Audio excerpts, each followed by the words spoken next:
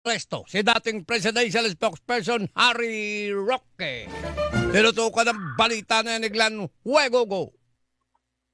Nagpakalat na ng mga tracker team ang PNP Criminal Investigation Detection Group o CIDJ para maaresto si dating Secretary Harry Roque. Kasunod na rin ito ng inilabas na arrest warrant ng korte laban nga kay Roque na may kaugnayan sa kawasong qualified trafficking in persons.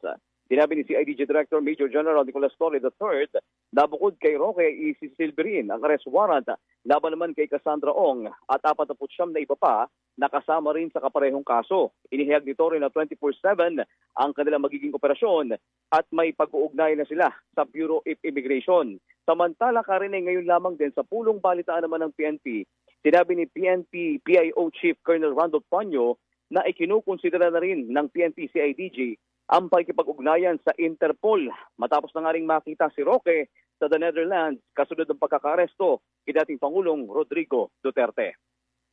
Ako si Glenn Rego ng Super Radio DZBB. Dapat totoo. Hataw sa hapon! Thank you.